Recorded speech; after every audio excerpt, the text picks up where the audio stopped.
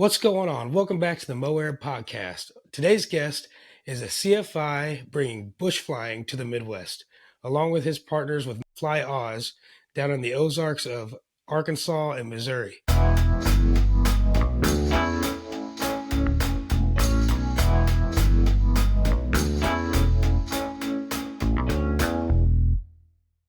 Okay, Philip, go ahead and introduce yourself. Yeah, so my name is Phillip Sneed. I'm the chief pilot here at Fly Oz. I specialize in tailwheel and backcountry instruction out of the Bentonville Airport. So That's awesome, man.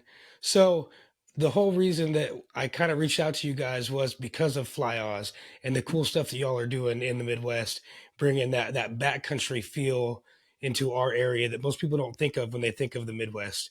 So, can you tell us a little bit about Fly Oz and what y'all are doing here? yeah, for sure. So Fly Oz is a network of backcountry airstrips in Northwest Arkansas. It also reaches parts of Missouri and Oklahoma as well. But what we do is we partner with a bunch of private airstrip owners, and we kind of just gather the information, and we've created a content pack that we give to the public. So anybody can go to flyoz.com and find our content pack where we kind of publish where all these airstrips are at and kind of some of the information like procedures, noise abatement areas, and whatnot that anybody can then take and go fly into the backcountry in the Northwest Arkansas area. That's awesome. And with that content pack, it directly links to ForeFlight too. Is that correct? That is correct. Yeah. So all of that is pushed into ForeFlight.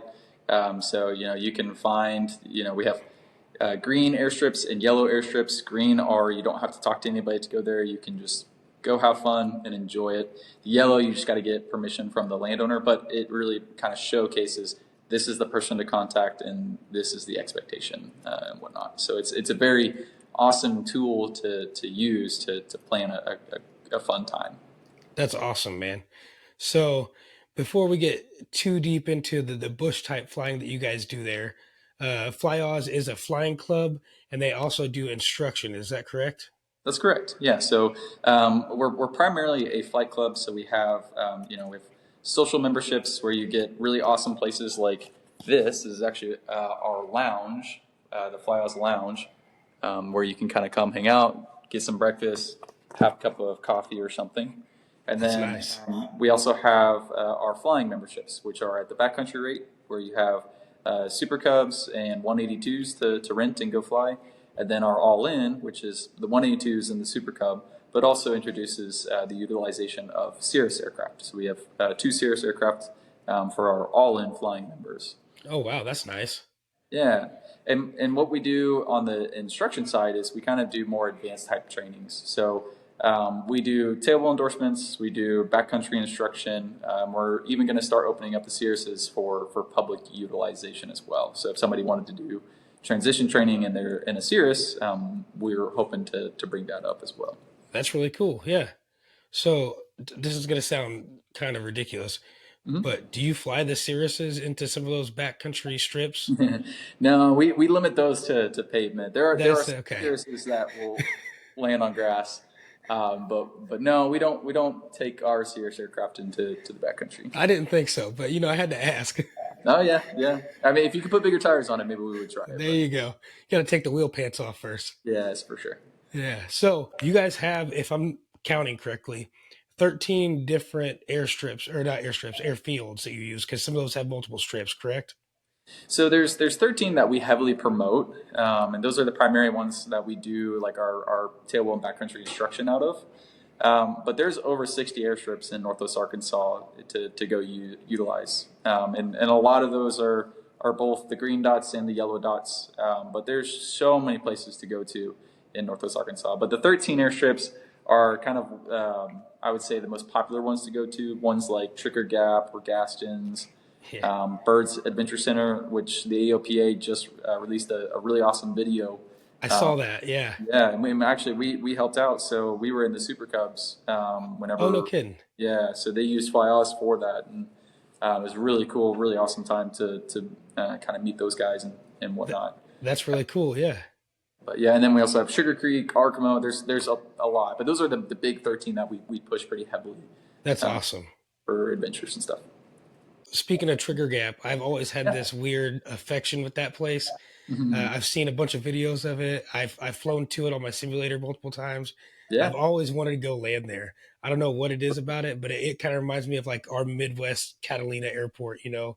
Oh yeah, yeah. So actually, the RAF, which is the Recreational Aviation Foundation, they're the ones that kind of heavily sponsor Trigger Gap Yeah. in coordination with us as well at FlyOz, and it's actually the number two airport in popularity in terms on their website and stuff. So Wow. it's an awesome airstrip. The cool thing about Trigger Gap though is, you don't have to be in the latest and greatest Carbon Cub or a Super Cub to get out there. It's 3,000 feet long, so you can get into it, with a 150, two dudes, and lots of fuel, Right. and Yeah. I was gonna say. get out of there. That's what's cool. Yeah. And Uh, on one end of the runway, there's not a whole lot of obstruction. The other end, what, like 50-foot trees or something like that? yeah, to the east, there's 50-foot trees, and it's slightly uphill. So Yeah. landing to the east is a lot of fun and very easy. But departing to the west is more favorable because it's downhill and there's no obstacles. There's a valley. If you're really not climbing, you can get into the valley, or if you just want to have some fun, you That's what I can. say. Or if you just want to have fun, yeah, you could Yeah. take off and dive down and kind of fly Yep. the Down, valley a down little and bit. whatnot. So, Yeah, that was cool. Yeah. yeah. There's another airstrip that I saw on your guys' website that Okay. I feel like would give people a little bit of a pause whenever they first go in the first time, and Okay. that's Horseshoe Bend. Yeah, Horseshoe Bend. That's a fun one. It's shorter. It's only about 1,300 feet long, or maybe 1,100 feet. But the length is what really makes people pause on that one. Well, and the They water on both sides. And that helps because there's no obstacles on either end. So you can come True. in and really low behind the power curve, and kind of touch down right at the end of the runway because there's no obstacles. That's fair. Same thing with the departure. The departure, there's no obstacles either. So as long as you have airspeed, you can keep kind of the nose over and whatnot. And if there's no boat, that's the Oh, other thing. yeah, that's fair. See, I was thinking more along the lines of like if you get scared and you try to run out a little long on your rollout, you can't, you know, Mm. because you're gonna be taking a swim. You don't want to do that. That is true. That is true. Yeah. So I think that's where backcountry training is really important because it really focuses on where we start, which is slow flight, stabilized approaches, and spot landings. So if you can do those three things, then you really are able to go into the backcountry and then know with confidence, okay, I'm going to hit this spot. And if you realize something's off in your approach, you can make that decision to go around a lot earlier, Yeah, especially on those tighter airstrips like Horseshoe Bend or Banks Ranch yeah, or Ponca or any of those that are a lot shorter. That decision making of going around happens way earlier than you would experience on like a 5,000-foot strip right, or a paved runway. right. Yeah, and go arounds are free. You know.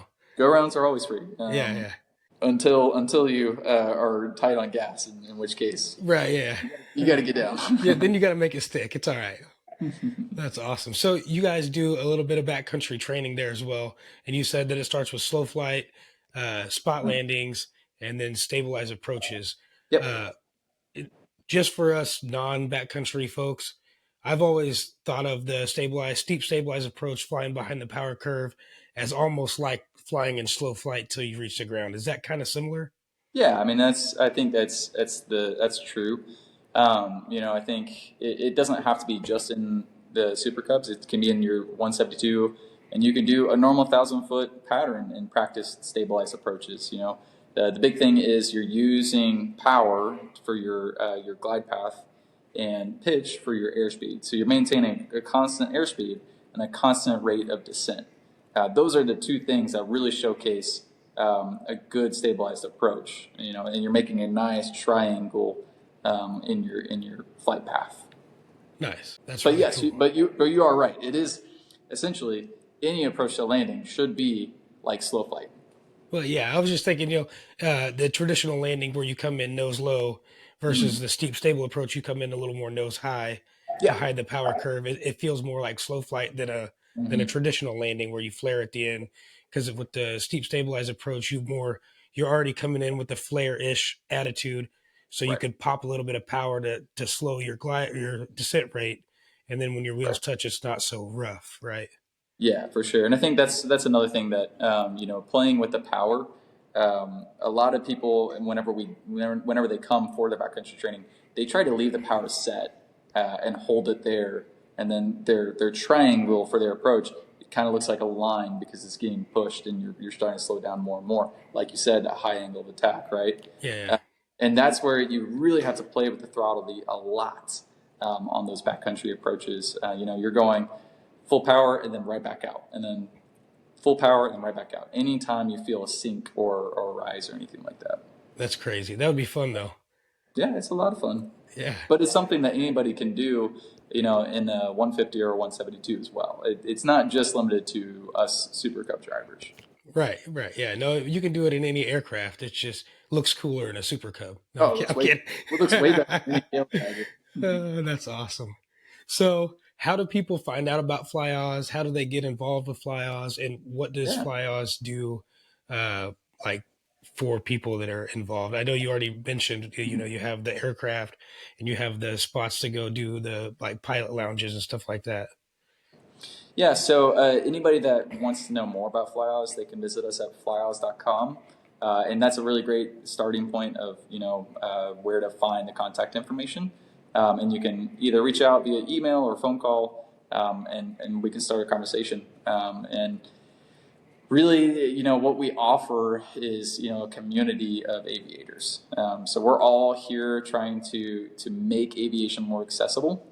That's kind of the whole intent behind the Flight Club, because the hard thing for people is, well, where am I going to hangar an airplane? Where am I going to, even if you could buy an airplane, where am I going to hangar it? How am I going to do maintenance? And, how am I going to afford this? Right, So especially whenever you do that annual and it comes up with a $20,000 fix that you need. Yeah. for sure. So we've tried to create this club in the sense where you'll have access to the airplane that you really want, but you don't have to worry about all of the logistics of all of those things. So that's kind of what we're offering. And in addition to that, just I would say a camaraderie of wanting to be better pilots. That's my big hope in Fly Oz is we're going to walk out of Fly Oz a little bit better than we were yesterday.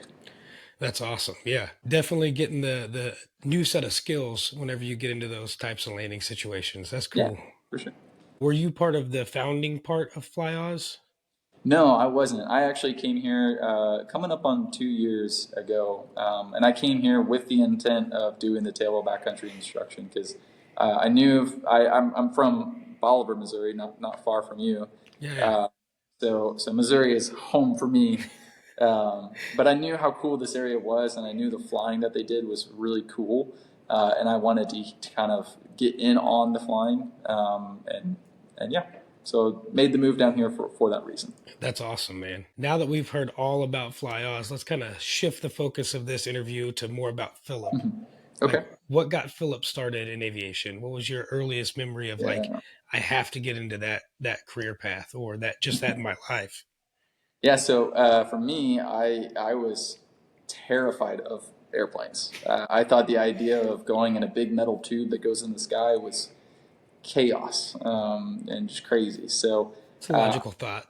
yeah, a lot of people actually started in aviation the same way, but so I started kind of. I actually I'm very mechanically minded, so I like things that have engines. So dirt bikes, cars, stuff like that really grabs my attention. And my parents told me, hey, we're going to go on a family vacation, and we're going to fly to Florida. And I said, cool, you guys have fun. I'm going to be the big 12-year-old that I am, and I'll stay home by myself. And they said, no, you got to get over this fear. So we had a family friend with an airplane, and to make a long story short, we got that far off the ground, and I immediately fell in love. Yeah.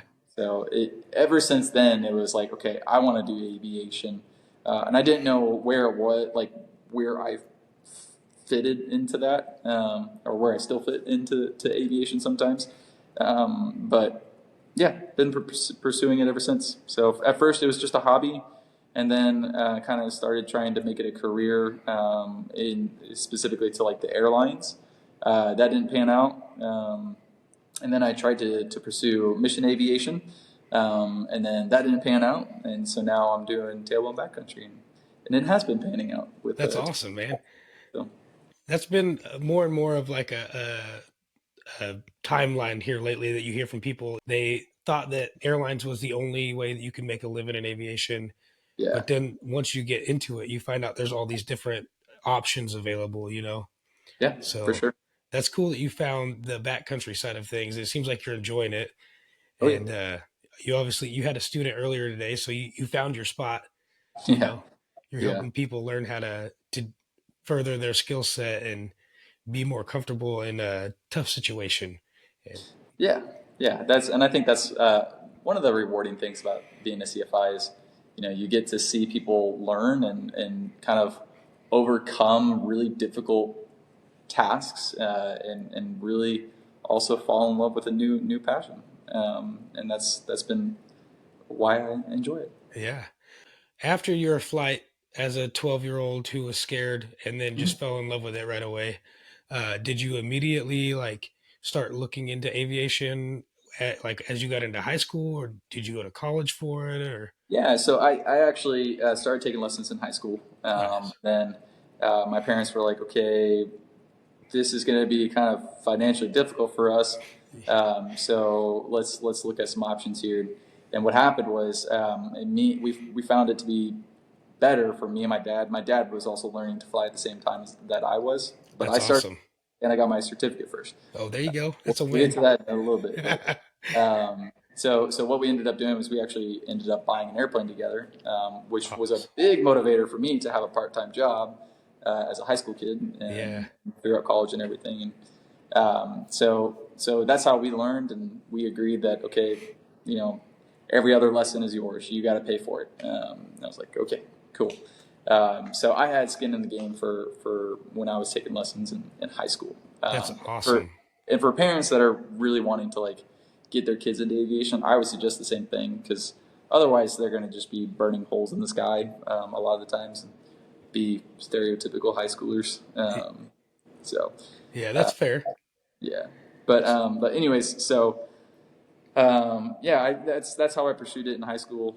Me and my dad got our certificate on the same day, but I did take the lesson or the flight first. So Heck yeah. I was the first pilot between us. That's awesome. Never let him live that down, right? Absolutely not. Okay, good. I never let blow down.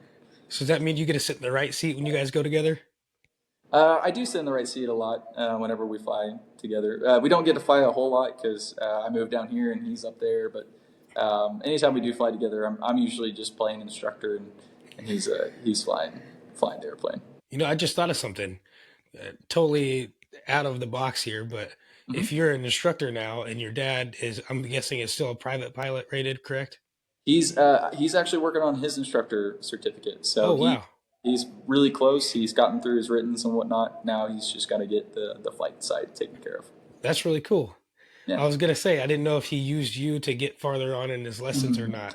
not. No. So my availability just didn't work out. Uh, So he focused. He worked with a couple other instructors and really worked out well for him. Might have been a little bit of clashing in the cockpit too. So, Oh yeah, we would have killed each other. oh yeah, that happens. Yeah. What you said that you guys went and bought an airplane together. What aircraft did you guys end up at buying at that point? We bought a Piper Cherokee, a Cherokee 140. So it was a very bare bones airplane, and we bought it back whenever everything was a lot cheaper than it is now. Yeah, Don't think we would be able to buy an airplane now and make financial sense. right. Yeah, But yeah, that's what we started on.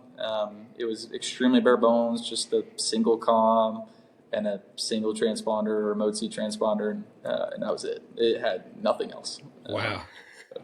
Yeah, So you had all just map and everything, no GPS, nothing. that's exactly it. Wow, Yep, started on sectional, and then we got an iPad and had a little portable GPS that we used, and that's how we got around. that's crazy.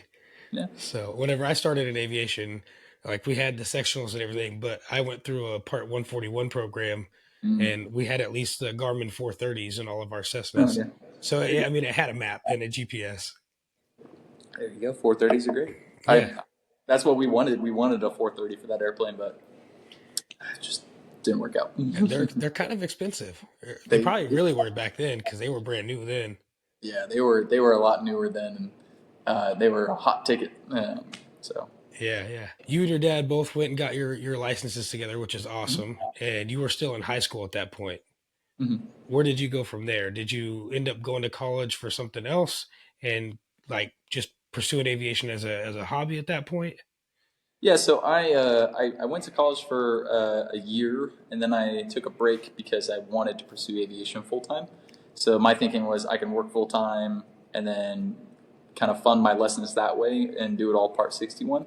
Yeah. Um, and I just didn't. At first, I didn't really enjoy college, and after a year of real world, I was like, oh, actually, college is probably important. I'm gonna go. So I went back to college and got my business degree, and then after that, that's when I started pursuing mission aviation. So I went, got my mechanics license, and also some other ratings up to my CFI. That's awesome. So you got an A&P certificate as well? Yep, yep. Wow. So in mission aviation, a lot of people require, a lot of organizations require their individuals to have a mechanics license as well as all the pilot certificates, just so that way, because they're a lot smaller teams, you're able to share the load, and then also you have a better kind of understanding of the aircraft. And then again, if it breaks in the backcountry, you can kind of fix it. That's I didn't even think about that. That's really smart. Yeah, You basically just everything you could do with aviation, you did it trying to make this dream come true. yeah, yeah. That's Right. awesome. Trying. So after you did all of that, and obviously you said your airline dream didn't work out as well as you wanted, the mission dream didn't work out the way you wanted it to. What made you choose the backcountry flying at that point? Yeah, so backcountry's always been kind of something that's been interesting to me. I've always wanted to pursue it, and it's just I think it's always been really cool to see airplanes operate in places that you're like, wow, I don't know if that plane should be going in there. And then also just the aircraft themselves. I think they're very, utilitarian, kind of cool looking aircraft, Yeah. especially if they're tailwheel aircraft.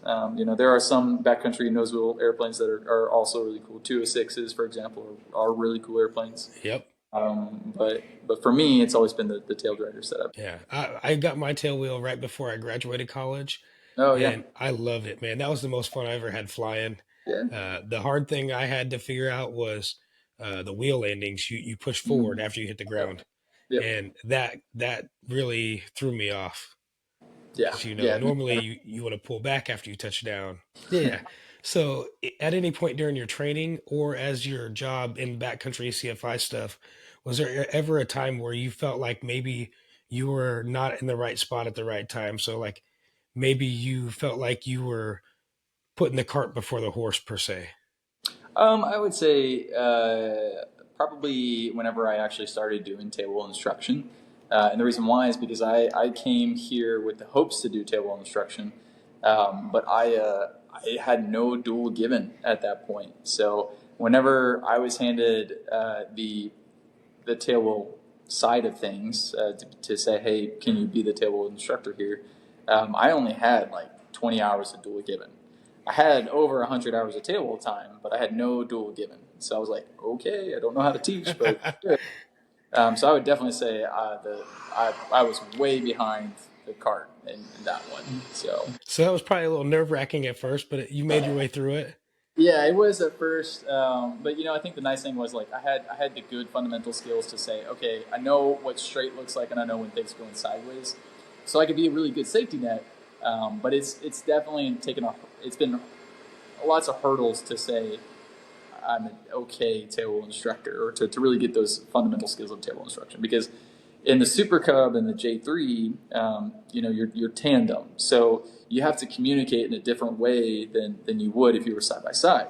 Right, right. It's a lot more verbal instruction than it is like pointing and saying, "See this, look at that," and that's a different skill set. And you learn the things to say, and you learn the things.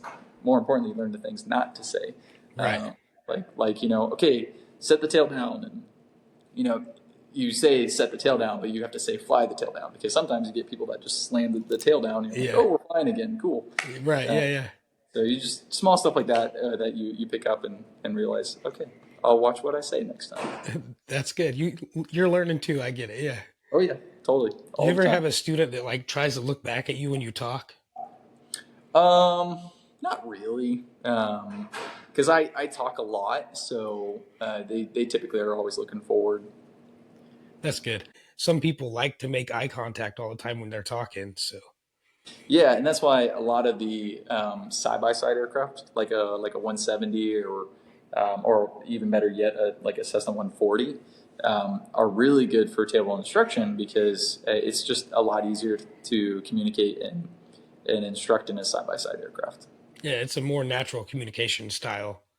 Yeah, for That's sure. awesome. So not only did you get your first job as a tailwheel instructor, you also had to figure out a way to do it in a new way. Hmm. Exactly. That's tough. Yeah, it Yeah. is.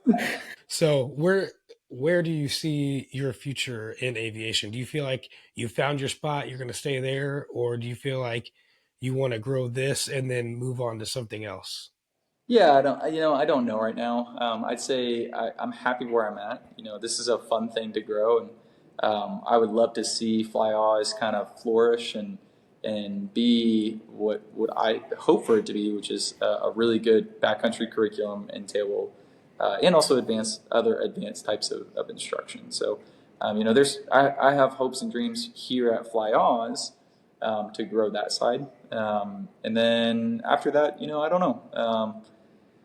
I would really like to do something kind of more meaningful, such as like aerial firefighting or medevac stuff. I think that kind of for me would be a little bit more purposeful, just for me.